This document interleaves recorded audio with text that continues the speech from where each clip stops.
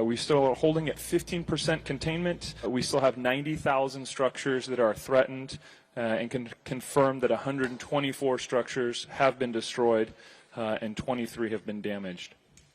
So even though the winds are not down at the lower elevations, the forecast is on track.